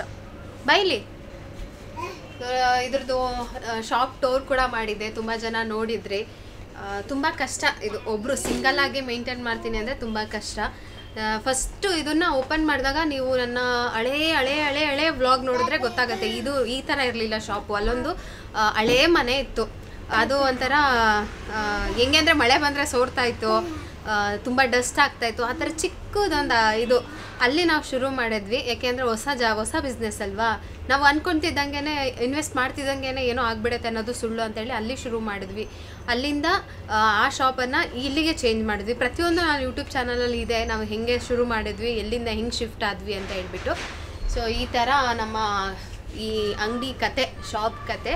ಅದನ್ನೇ ಇಷ್ಟು ದೊಡ್ಡದು ಮಾಡೋದಕ್ಕೆ ಸಿಕ್ಕಾಪಟ್ಟೆ ಕಷ್ಟ ಅಂತೂ ಪಟ್ಟಿದ್ದಾರೆ. ಎಲ್ಲಿ ಯಾರದು? ಒಬ್ಬನೇ ಓಡಾಡ್ತೀಯಾ? ನೀವು ನೋಡ್ದಂಗೆ ನಮ್ಮದು ಶಾಪ್ ಟೈಮಿಂಗ್ಸ್ ಬಂದುಬಿಟ್ಟು 24 ಅವರ್ಸ್ ಅಲ್ಲ. ಬೆಳಗ್ಗೆ 8 ಗಂಟೆಗೆ ಸ್ಟಾರ್ಟ್ ಆದರೆ ಸಂಜೆ 11:30 ತನಕ ಇರ್ತಾಯಿತ್ತು. ಬಟ್ ಇವತ್ತು ಯಾಕೆ ನಾವು 5 ಗಂಟೆ 5:30 ಆಗೋಗಿದೆ, ಇನ್ನೇನು 6 ಗಂಟೆ ಆಗ್ತಾಯಿದೆ. ಇವಾಗ ಓಪನ್ ಮಾಡಿದ್ದೀವಿ ಅಂತ ಹೇಳಬೇಕು. ನಾನು ಅದನ್ನೇ ಹೇಳೋದಕ್ಕೆ ಅಂತ ಹೊರಟಿದ್ದು. ಬೆಳಗ್ಗೆ 10 ಗಂಟೆಗೆ ಕ್ಲೋಸ್ ಮಾಡಿಬಿಟ್ರು. ಆಮೇಲೆ ಸಂಜೆ 5 ಗಂಟೆಗೆ. ಇವಾಗ ಬಿಸ್ನೆಸ್ ಚೆನ್ನಾಗಿ ಆಗಲ್ವಾ? ಆಗುತ್ತೆ, ಚೆನ್ನಾಗಾಗುತ್ತೆ, ಆ ಥರ ಏನೂ ಇಲ್ಲ. ಆದರೆ ಹ್ಯಾಂಡಲ್ ಮಾಡೋದು ತುಂಬ ಅಂದರೆ ತುಂಬ ಕಷ್ಟ ಆಗ್ತಾಯಿದೆ ಸಿಂಗಲ್ ಆಗಿ. ನನ್ನ ಹಸ್ಬೆಂಡ್ ಒಬ್ಬರೇ, ನಾನು ಸಪೋರ್ಟ್ ಮಾಡೋದಕ್ಕೆ ಆಗ್ತಾಯಿಲ್ಲ. ಸೊ ಅದಕ್ಕೋಸ್ಕರ ಸ್ವಲ್ಪ ಕಷ್ಟ ಆಗ್ತಾಯಿದೆ ಇದು ಶಾಪ್ನ ಹ್ಯಾಂಡಲ್ ಮಾಡೋದು. ಸೊ ಅದಕ್ಕೆ ಅವರು ಒಂದು ನಿರ್ಧಾರ ಮಾಡಿದರು. ಅದೇ ಹೇಳಿದ್ದು, ಅದೇ ರೀಸನ್ಗೋಸ್ಕರ ನಾನು ಬಿಡಬೇಕು ಅಂತ ಅಂದ್ಕೊಂಡೆ. ಸೊ ನಾನು ನಿಮಗೆ ಆಮೇಲೆ ಅದನ್ನು ಕಂಪ್ಲೀಟಾಗಿ ಹೇಳ್ತೀನಿ. ಬಹುಶಃ ಇನ್ನು ಮುಂದಿನ ದಿನಗಳಲ್ಲಿ ಈ ಶಾಪ್ ನಮ್ದಾಗಿ ಉಳ್ದಿರಲ್ಲ ಅಂತ ಅನಿಸ್ತಾ ಇದೆ. ಸೊ ಅದಕ್ಕೆ ಬೇಜಾರು ಅಷ್ಟೇ. ಇನ್ನೊಂದು ಯಾಕೆ ಬೇಜಾರು ಅಂತಂದರೆ ಈ ಶಾಪ್ ಹೆಸರು ನಾನು ಇಷ್ಟಪಟ್ಟು ಇಟ್ಟಿದ್ದು. ನಮ್ಮ ಮನೆ ಪ್ರಗತಿ ನಿಲಯ. ಈ ಶಾಪ್ಗೂ ಅಷ್ಟೇ ಪ್ರಗತಿ ಹೆಸರೇ ಇಡಬೇಕು. ನನ್ನ ಮಗಳು ಹುಟ್ಟಿದ ಮೇಲೆ ನಮಗೆಲ್ಲ ಒಳ್ಳೇದಾಯಿತು, ತುಂಬ ಚೆನ್ನಾಗಾಯಿತು. ನಮ್ಮ ಹತ್ರ ಏನೇ ಇರಲಿಲ್ಲ, ನಾವು ಏನೇ ಇರಲಿಲ್ಲ. ನನ್ನ ಮನೆ ಬಾಡಿಗೆ ಮನೆ ಇವತ್ತು ನಮ್ಮ ಹತ್ರ ಇರೋ ಸ್ವಂತ ಮನೆಯಲ್ಲಿ 4 ಪಟ್ಟು ದೊಡ್ಡದಿದೆ, 4-5 ಪಟ್ಟು ದೊಡ್ಡದು ಅಂತ ಹೇಳ್ಬೋದು ಇವತ್ತಿರೋ ಮನೆ. ನಾವು ಫಸ್ಟ್ ಇದ್ದಿದ್ದ ಮನೆ 5 ಪಟ್ಟಲ್ಲಿ 1 ಭಾಗ ಹಂಗಿದ್ವಿ. ನನ್ನ ಮಗಳು ಬಂದಮೇಲೆ ಇಷ್ಟೆಲ್ಲ ಬದಲಾವಣೆ ಆಯಿತು. ಸೊ ಈಗ ಆ ಹೆಸರಿಟ್ಟಿರೋ ಶಾಪ್ದು ಸ್ವಲ್ಪ ದಿನ ನಮ್ದಲ್ಲ ಅಂತ ಅನ್ಸ್ಕೊಂಡ್ಬಿಡ್ತೀವಲ್ಲ ಅನ್ನೋ ಒಂದು ಟೆನ್ಷನ್ ನನಗೆ, ಭಯ. ನೀವು ನೋಡ್ದಂಗೆ ಈ ಮಂತಲ್ಲಿ ನಾನು ವಿಡಿಯೋಸೇ ಹಾಕಿಲ್ಲ. ನಾನು ತುಂಬಾ ಒಂಥರ ಮುಂದೆ ಏನು ಇದೇ ಕ್ವಶನ್ ಮಾರ್ಕಲ್ಲೇ ಇದ್ದೀನಿ ನಾನು. ಸೊ ಹಾಗಾಗಿ ಈ ಶಾಪನ್ನು ಸೇಲ್ಗೆ ಇಟ್ಬಿಟ್ಟಿದ್ದಾರೆ. ಅಂತಂದರೆ ಆಗಲ್ಲ, ಸಿಂಗಲಾಗಿ ಹ್ಯಾಂಡಲ್ ಮಾಡೋದು ತುಂಬ ಅಂದರೆ ತುಂಬ ಕಷ್ಟ ಆಗ್ತಾಯಿದೆ ಅಂತ ಹೇಳ್ಬಿಟ್ಟು. ಸೊ ಅದೇ ರೀಸನ್ಗೆ ನಾನು ಆ ನಿರ್ಧಾರ ಮಾಡಿದ್ದು, ಯೂಟ್ಯೂಬಲ್ಲಿ ಸ್ವಲ್ಪ ಬ್ರೇಕ್ ತೊಗೊಳ್ಳೋಣ ಅಂತ. ಯಾಕೆಂದರೆ ನನ್ನಿಂದ ಏನಾದರೂ ಸಣ್ಣ ಹೆಲ್ಪ್ ಆದರೆ ಅವರು ಬಹುಶಃ ಅವ್ರ ನಿರ್ಧಾರನ ಚೇಂಜ್ ಮಾಡ್ತಾರೆ ಅಂತ. ಸೊ ನಾನಿಲ್ಲಿ ಜಾಸ್ತಿ ಹೇಳೋದಕ್ಕಾಗಲ್ಲ. ನೆಕ್ಸ್ಟ್ ನಾನು ಮನೆಗೆ ಹೋಗ್ಬಿಟ್ಟು ಡೀಟೇಲಾಗಿ ಹೇಳ್ತೀನಿ ಯಾಕೆ ಅಂತ. ಅವಾಗಲೂ ನಿಮ್ಗೆ ಹಂಗೆ ಅನಿಸುತ್ತೋ ಇಲ್ವೋ ಅದು ನೀವೇ ಕಮೆಂಟಲ್ಲಿ ಹೇಳಿ, ಓಕೆನಾ? ಇದೆಲ್ಲ ಕೆಳಗಡೆ ಬಿಡಿಸ್ಬಿಟ್ಟಿದ್ದಾರೆ.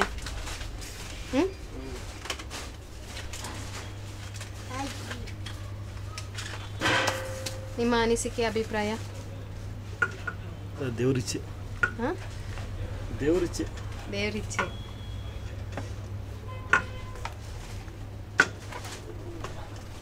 ಇಲ್ಲಿ ನನ್ನ ಮಗನ ಜೋಡಿಸ್ತಾ ಇರೋದು. ಹಾಂ ಪ್ರೀತು,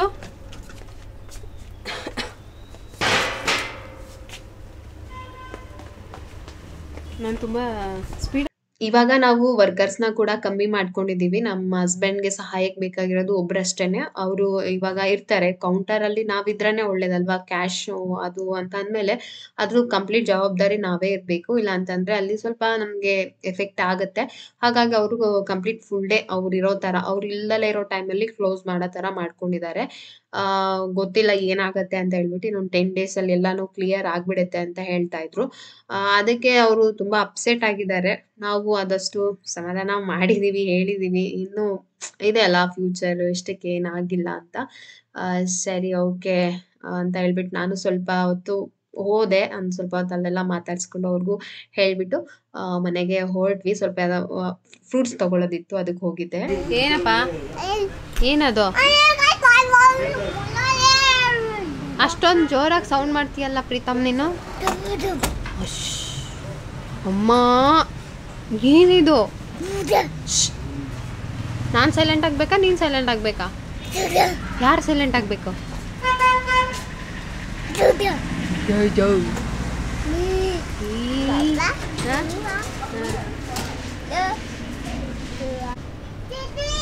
ನಿಮ್ಮಲ್ಲಿ ಕಾಡುವ ಕಟ್ಟ ಕಡೆಯ ಪ್ರಶ್ನೆ ಹೀಗೂ ಉಂಟೆ. ಸಸ್ಪೆನ್ಸಾ? ಬೇಜಾರಾಗ್ಬಿಟ್ಟಿದ್ದಾರೆ ನಮ್ಮ ಮನೇಲಿ, ಸ್ವಲ್ಪ ಅಪ್ಸೆಟ್. ಇವನ್ನ ನೋಡ್ಕೊಂಡು ಸುಮ್ಮನಾಗಬೇಕು.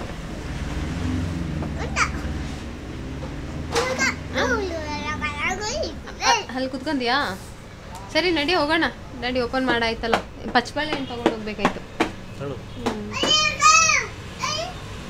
ಏನೇ ಆಗಲಿ ನಗಬೇಕು, ಯಾಕೆ ನಾವು ಹೀಗಿರಬೇಕು, ನೋವಿನಲ್ಲಿ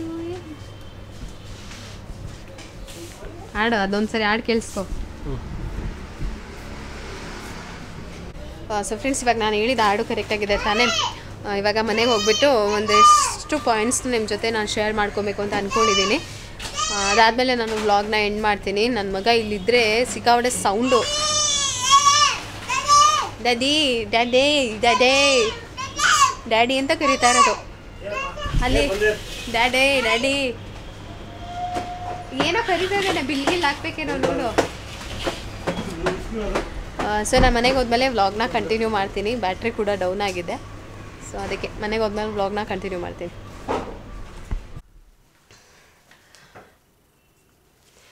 ಸೊ ಫ್ರೆಂಡ್ಸ್, ಅಲ್ಲಿ ಶಾಪಲ್ಲಿ ಅವರು ಇವರು ಬರ್ತಾ ಇದ್ರಲ್ಲ, ಹಾಗಾಗಿ ನನಗೆ ಅದನ್ನು ಕಂಟಿನ್ಯೂ ಮಾಡೋದಕ್ಕಾಗಲಿಲ್ಲ. ಒಂದು ರೀಸನ್ ಹೇಳ್ಬಿಡ್ತೀನಿ ನಾನು ಯಾಕೆ ಮೊದಲಿಗೆ ಆ ಥರ ಡಿಸೈಡ್ ಮಾಡಿದೆ ಅಂತ. ನನಗೆ ಇದನ್ನು ಹೇಳೋಕ್ಕಾಗಲಿಲ್ಲ ಸ್ಟಾರ್ಟಿಂಗಲ್ಲೇ. ಅವ್ರು ಹೇಳ್ದಾಗಲೇ ನನಗೆ ಶಾಕಲ್ಲಿತ್ತು. ಚೆನ್ನಾಗಿ ಹೋಗ್ತಾ ಇದೆ, ಚೆನ್ನಾಗಿ ನಡೀತಾ ಇದೆ, ಬಿಸ್ನೆಸ್ಗೇನು ತೊಂದರೆ ಇಲ್ಲ, ಚೆನ್ನಾಗಿ ಆಗ್ತಾ ಇದೆ ಅಂತಲೇ ಹೇಳ್ತಾಯಿದ್ರು. ಬಟ್ ಸಡನ್ನಾಗಿ ನಾನು ಬಿಟ್ಬಿಡ್ತೀನಿ ಅಂತಂದಾಗ ಎಂಥವ್ರಿಗೂ ಕೂಡ ಅದೊಂಥರ ಶಾಕಿಂಗ್ ಅಲ್ವಾ. ನಾನು ಅವಾಗ ನನ್ನ ನಿರ್ಧಾರ ನಾನು ಹೇಳ್ಬೇಕಾಗಿತ್ತು. ಅವ್ರು ಯಾವತ್ತೂ ಕೇಳಲಿಲ್ಲ. ಬಟ್ ಅವರು ಒಂದೇ ವಿಚಾರ ಹೇಳ್ತಾ ಇದ್ದು, ಒಬ್ಬನೇ ಕೈಲಿ ಹ್ಯಾಂಡಲ್ ಮಾಡೋಕ್ಕಾಗ್ತಾಯಿಲ್ಲ, ಒಬ್ಬರು ಹ್ಯಾಂಡಲ್ ಮಾಡೋಕ್ಕಾಗ್ತಾಯಿಲ್ಲ ಅಂತ. ಸೊ ಒಬ್ಬರು ಹ್ಯಾಂಡಲ್ ಮಾಡೋಕ್ಕಾಗಲ್ಲ ಅನ್ನೋ ರೀಸನ್ನೇ ಆದರೆ ನಾನು ಯೂಟ್ಯೂಬಿಗೆ ಬ್ರೇಕ್ ಕೊಡ್ತೀನಿ. ಸೊ ನನ್ನ ಸಹಾಯ ತೊಗೊಳ್ಳಿ, ನಾನು ನಿಮಗೆ ಸಹಾಯ ಮಾಡ್ತೀನಿ, ನಿಮಗೆ ಯಾವ ರೀತಿ ಬೇಕೋ ಆ ಥರ. ಮಗು ಏನು ಮಾಡ್ತೀಯಾ ಅಂತ ಕೇಳಿದ್ರು. ಸೊ ಮಗುನು ಹೇಗೋ ಹ್ಯಾಂಡ್ಲ್ ಮಾಡೋಣ, ಅಲ್ಲೇ ಇರ್ತೀವಲ್ಲ ಜೊತೆಯಲ್ಲಿ, ಅಥವಾ ಹೇಗೋ ಹ್ಯಾಂಡಲ್ ಆಗುತ್ತೆ ಸ್ವಲ್ಪ ಮಟ್ಟಿಗೆ. ಸ್ವಲ್ಪ ತಿಂಗಳು ನಾವು ನೋಡೋಣ, ಈ ಥರ ಪ್ರಯತ್ನನೂ ಮಾಡಿ ನೋಡೋಣ. ಇದೇನಾದರೂ ನಮಗೆ ವರ್ಕ್ ಆಗಿಲ್ಲ ಅಂತ ಅಂದರೆ ಬೇಕಾದ್ರೆ ಮುಂದಿನ ನಿರ್ಧಾರ ಮಾಡೋಣ ಅಂತ. ಸೊ ಅವರಿಗೆ ಗೊತ್ತಿಲ್ಲದೆ ನಾನು ತೊಗೊಂಡಂಥ ನಿರ್ಧಾರ ಅದು, ಯೂಟ್ಯೂಬಿಂದ ಬ್ರೇಕ್ ತೊಗೊಬೇಕು ಅಂತ. ಅದಕ್ಕೂ ಮುಂಚೆಗೆ ನಾನು ಸುಮಾರು ದಿನಗಳಿಂದ ಯೋಚನೆ ಮಾಡಿ ಅದು ಸರಿ ಅಂತ ನನಗೆ ಗೊತ್ತಿರೋನೆಲ್ಲ ಕೇಳಿ ಹೇಳಿದ್ದಕ್ಕೆ, ಇಲ್ಲ ನೀನು ಅವ್ರಿಗೆ ಸಹಾಯ ಮಾಡಬೇಕು, ನೀನು ಇವಾಗ ಅದೊಂದು ಧೈರ್ಯ ಅವ್ರಿಗೆ ಕೊಡು ಅಂತ ನನಗೆ ಸಜೆಷನ್ ಸಿಕ್ತು. ಸೊ ಆವಾಗ ನಾನು ಅಂದ್ಕೊಂಡೆ ಯೂಟ್ಯೂಬಿಂದ ಬ್ರೇಕ್ ತೊಗೊಳ್ಳೋಣ, ಸದ್ಯಕ್ಕೆ ಕೆಲವು ತಿಂಗಳ ಮಟ್ಟಿಗೆ ಬ್ರೇಕ್ ತೊಗೊಂಡು ನನ್ನ ಕೈಲಾದಷ್ಟು ನಾನು ಅವ್ರಿಗೆ ಸಹಾಯ ಮಾಡೋಣ ಅಂತ. ಸೊ ಅದೆಲ್ಲ ಹೇಳಿಬಿಟ್ಟೆ, ವಿಡಿಯೋ ಲೈವ್ ಹೋಯಿತು. ಅದಾದಮೇಲೆ ನಾನು ಸುಮ್ಮನೆ ಆದೆ. ಆಮೇಲೆ ನನ್ನ ಹಸ್ಬೆಂಡ್ ಹೇಳಿದ್ರು, ಫಸ್ಟು ನೀನು ಅದನ್ನು ಹೇಳೋಕ್ಕೂ ಮುಂಚೆಗೆ, ಯೂಟ್ಯೂಬಲ್ಲಿ ಹೇಳೋಕ್ಕೂ ಮುಂಚೆಗೆ ನನ್ನ ಒಂದು ಮಾತು ಕೇಳಬೇಕಾಗಿತ್ತು. ನೀನಲ್ಲ, ಅದು ಇವಾಗ ಸದ್ಯಕ್ಕೆ ಆಗ್ದಲೇ ಇರೋವಂತಹ ಸ್ಟೇಜಲ್ಲಿದೆ, ನನ್ನ ಕೈಲಿ ಆಗ್ತಾ ಇಲ್ಲ, ನಾನು ಇದನ್ನು ಇಲ್ಲಿಗೆ ಕ್ವಿಟ್ ಮಾಡೋದಕ್ಕೆ ಡಿಸೈಡ್ ಮಾಡಿಬಿಟ್ಟಿದ್ದೀನಿ. ನೀನು ಯೋಚನೆ ಮಾಡು, ಚಿಕ್ಕ ಮಗು, ಇವತ್ತೇನೋ ನೀನು ಒಂದು ಧೈರ್ಯ ಹೇಳಬೇಕು ಅಂತನೋ ಅಥವಾ ಮೊಂಡು ಧೈರ್ಯ ಮಾಡಿ ನೀನು ಬಂದು ನಾನು ಸಹಾಯ ಮಾಡ್ತೀನಿ ಅಂತ ನಿಂತ್ಕೊಂಡಿರ್ಬೋದು, ಬಟ್ ಅದು ಸಾಧ್ಯ ಇಲ್ದಲೇ ಇರೋ ಮಾತು ಬೇಡ ಅಂತ ಅಂದರು. ಸೊ ಅದಾದಮೇಲೆ ನಾನು ಒಂದು ವಾರ ಯೋಚನೆ ಮಾಡಿದೆ, ಅವ್ರಿಗೂ ಹೇಳಿದೆ. ಕೊನೆ ತನಕ ನಾನು ಅವ್ರಿಗೆ ಕನ್ವಿನ್ಸ್ ಮಾಡೋಕ್ಕೆ ಟ್ರೈ ಮಾಡಿದೆ. ಇಲ್ಲ ನಮಗೆ ಅದು ತುಂಬ ಆಸೆಪಟ್ಟು ಕಷ್ಟಪಟ್ಟು ಅಂದರೆ 3 ವರ್ಷ ಸ್ಟಾರ್ಟಿಂಗ್ ಸ್ಟೇಜಲ್ಲಿ ಎಂಥ ಬಿಸ್ನೆಸ್ಗೂ ಹೆವಿ ಕಷ್ಟ ಇರುತ್ತೆ. ಇಷ್ಟೆಲ್ಲ ಕಷ್ಟಪಟ್ಬಿಟ್ಟು ಒಂದು ಹಂತಕ್ಕೆ ತೊಗೊಂಡು ಬಂದು ಇವಾಗ ಅದನ್ನು ಕೈ ಬಿಡ್ತೀನಿ ಅನ್ನೋದು ಅಷ್ಟು ಚೆನ್ನಾಗಿಲ್ಲ ಅಂತ. ಆಮೇಲೆ ಒಬ್ಬರ ಕೈಲಿ ಹ್ಯಾಂಡಲ್ ಮಾಡೋಕ್ಕಾಗಲ್ಲ. 24 hours ಅದನ್ನು ಒಬ್ಬರು ಅಥವಾ ನಾನು ಇಲ್ಲ ಅವರು ಇಬ್ಬರಲ್ಲಿ ಒಬ್ಬರು ಇರೋ ಥರ ಇರಬೇಕಿತ್ತು. ಸೊ ಫಸ್ಟು ನಾನು ಪ್ರೀತ ಮುಟ್ಟೋಕ್ಕೂ ಮುಂಚೆಗೆ ನಾನು ಸ್ವಲ್ಪ ಸಹಾಯ ಮಾಡ್ತಾಯಿದ್ದೆ. ಅವರಿಲ್ಲ ಅಂದಾಗ ನಾನಿಲ್ಲ ಅಂದಾಗ ಅವರು ಇದ್ದೇ ಇರ್ತಿದ್ವಿ. ಈ ಪ್ರೆಗ್ನೆನ್ಸಿಯಿಂದ ಸ್ವಲ್ಪ ನನಗೆ ಅದು ಆಗಲಿಲ್ಲ, ನನ್ನದೇ ಸ್ವಲ್ಪ ರಿಸ್ಕಲ್ಲಿತ್ತು. ಪ್ರೆಗ್ನೆನ್ಸಿ, ಡೆಲಿವರಿ ಎಲ್ಲ ತುಂಬ ರಿಸ್ಕಲ್ಲಿತ್ತು. ಅಲ್ಲೂ ಕೂಡ ಹ್ಯಾಂಡ್ಲ್ ಮಾಡಿದ್ರು. ಬಟ್ ಇವಾಗ ಫೈನಲ್ ಆಗಿ ಅವ್ರು ನಿರ್ಧಾರನ ಮಾಡಿ ಅದನ್ನು ಫೈನಲ್ ಓಕೆ ಸೇಲ್ ಮಾಡೋದು ಅಂತ ಡಿಸೈಡ್ ಮಾಡಿಬಿಟ್ರು.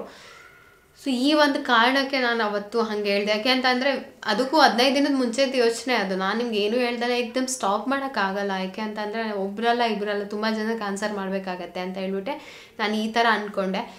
ಅಷ್ಟೇ, ಇದೇ ರೀಸನ್, ಇದಲ್ದಲೇ ಬೇರೆ ಏನೂ ಇಲ್ಲ. ಮುಂದಿನ ಜೀವನ ಸ್ವಲ್ಪ ಕಷ್ಟ ಅಂತ ಒಂದೊಂದು ಸರಿ ಯೋಚನೆ ಮಾಡ್ತಾ ಬೇಜಾರಾಗುತ್ತೆ. ಮುಂದೆ ಏನು ವಾಟ್ ನೆಕ್ಸ್ಟ್ ಅಂತಂದರೆ ನನಗೆ ಏನೂ ತೋಚ್ತಾ ಇಲ್ಲ. ಅವರು ಇಲ್ಲ ನಂದೇನೋ ಬೇರೆ ಪ್ಲ್ಯಾನ್ ಇದೆ, ನಾನು ಮಾಡ್ತೀನಿ, ನೀನು ಹೆದರ್ಕೋಬೇಡ, ನಾನೇನು ಹಂಗೆ ಮಾಡಲ್ಲ ಹಿಂಗೆ ಮಾಡಲ್ಲ ಅಂತ ಅವರವರ ಒಂದು ಆಲೋಚನೆಲ್ಲ ಅವ್ರು ಹೇಳ್ತಾ ಇದ್ದಾರೆ. ಸೊ ಓಕೆ, ಯಾಕೆ ಅಂತ ಅಂದರೆ ಇಬ್ಬರು ಒಂದಾರಿಲಿ ಹೋದ್ರೇ ಚಂದ. ನಾನು ಒಂದು ಕಡೆ ಇಲ್ಲ ನೀವು ಒಂದು ಕಡೆ ಅಂತ ಅಂದಾಗ ಅದು ಸೆಟ್ ಆಗಲ್ಲ, ಚೆನ್ನಾಗೂ ಆಗಲ್ಲ. ಹಾಗಾಗಿ ನಾನು ಕೂಡ ಆ ನಿರ್ಧಾರನ ಒಪ್ಕೊಂಡೆ. ಇಲ್ಲ ಅಂತ ನಾನು ಹಠ ಮಾಡಿದ್ರೆ ಮುಂದೆ ತೊಂದರೆ ಆಗುತ್ತೆ ಅಂತ. ಸೊ ಅವ್ರಿಗೆ ಆರೋಗ್ಯದಲ್ಲಿ ಕೂಡ ಸ್ವಲ್ಪ ಪ್ರಾಬ್ಲಮ್ ಇದೆ. ಅವರು ಆರ್ಮಿಲಿ ಡ್ಯೂಟಿ ಮಾಡಬೇಕಾದ್ರೆ ಅವ್ರಿಗೆ ಹೆಲ್ತ್ ಇಶ್ಯೂಸ್ ಆಗೋಗಿತ್ತು. ಅದನ್ನು ಸ್ವಲ್ಪ ಹ್ಯಾಂಡಲ್ ಮಾಡಬೇಕಾಗಿತ್ತು. ರಿಟೈರ್ಮೆಂಟ್ ಆದಮೇಲೆ ಸ್ವಲ್ಪ ಹೆಲ್ತ್ ಕಡೆ ಕಾನ್ಸಂಟ್ರೇಟ್ ಮಾಡ್ತೀನಿ ಅಂತ ಅಂದ್ಬಿಟ್ಟು ಅವರು ಇದು ಶುರು ಮಾಡಿ ಇವಾಗಲೂ ಹಾಗೆ ಅದನ್ನು ಕೇರ್ಲೆಸ್ ಮಾಡ್ಕೊತಾ ಹೋದರು. ಸೊ ಇದೆಲ್ಲ ರೀಸನ್ಸಿಂದ ನಾವು ಅದನ್ನು ಕೊಡಬೇಕು ಅಂದ್ಕೊಂಡಿದ್ವಿ. ತುಂಬ ಕಷ್ಟ ಆಗ್ತದೆ. ಯಾಕೆ ಅಂತಂದರೆ ಅದು 1-2 ರೂಪಾಯಿದೋ ಅಥವಾ ಸಣ್ಣ ಇದ್ರದ್ದೋ ಅಲ್ಲ, ತುಂಬ ದೊಡ್ಡ ಪ್ರಯತ್ನ ಅದು. ಸೊ ಏನು ಮಾಡೋಕ್ಕಾಗಲ್ಲ, ಎಲ್ಲ ಟೈಮು ಒಂದೇ ಥರ ಇರಲ್ಲ. ಭಗವಂತ ಆಡಿಸ್ತಾ ಇರಬೇಕಾದ್ರೆ ನಾವು ಒಂದು ತಕ್ಕನಾಗ ಆಡ್ತಾ ಇರಬೇಕಷ್ಟೇ. ಇದೇ ರೀಸನ್. ಸೊ ನೀವು ಇಷ್ಟು ದಿನ ಕೇಳ್ತಾ ಇದ್ದಂಥ ಪ್ರಶ್ನೆಗೆ ಉತ್ತರ ಕೊಟ್ಟಿದ್ದೀನಿ. ಸೊ ಇದೇ ರೀಸನ್ಗೋಸ್ಕರ ನಾನು ಬ್ರೇಕ್ ತೊಗೋಬೇಕಂತ ಹೇಳಿದ್ದು. ಫ್ರೆಂಡ್ಸ್, ಇದನ್ನು ಇಲ್ಲಿಗೆ ಕ್ಲೋಸ್ ಮಾಡ್ತಾಯಿದ್ದೀನಿ. ಮುಂದೆ ಏನಾಗುತ್ತೋ ಗೊತ್ತಿಲ್ಲ, ಆಗೋದೆಲ್ಲ ಒಳ್ಳೆಯದಕ್ಕೆ ಅಂತ ಹೇಳ್ಬಿಟ್ಟು ಮುಂದಕ್ಕೆ ಸಾಕ್ತಾ ಹೋಗ್ಬೇಕಷ್ಟೇ.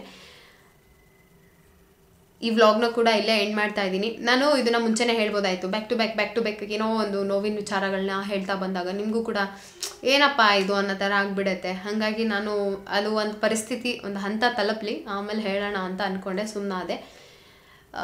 ಕೀಪ್ ಸ್ಮೈಲಿಂಗ್, ಏನೂ ಮಾಡೋಕ್ಕಾಗಲ್ಲ ಅಲ್ವಾ. ಸಿಗ್ತೀನಿ ನೆಕ್ಸ್ಟ್ ವ್ಲಾಗಲ್ಲಿ. ಅಲ್ಲಿವರೆಗೂ ಟೇಕ್ ಕೇರ್, ಬಾಯ್. ಇವತ್ತಿನ ವ್ಲಾಗ್ ನಿಮ್ಗೆ ಏನಾದರೂ ಇಷ್ಟ ಆಗಿದ್ರೆ ಪ್ಲೀಸ್ ಸಪೋರ್ಟ್ ಮಾಡಿ, ಸಬ್ಸ್ಕ್ರೈಬ್ ಮಾಡ್ಕೊಳ್ಳಿ, ಶೇರ್ ಮಾಡಿ. ಸೊ ಮುಂದೆ ಬೆಟರ್ ವಿಡಿಯೋಸ್ ಮಾಡೋದಕ್ಕೆ ಪ್ರಯತ್ನ ಪಡ್ತೀನಿ, ನಿಮಗೆ ಇಷ್ಟ ಆಗುವಂತಹ ವಿಡಿಯೋಸ್ನ. ಓಕೆನಾ? ಅಲ್ಲಿವರೆಗೂ ಟೇಕ್ ಕೇರ್, ಬಾಯ್.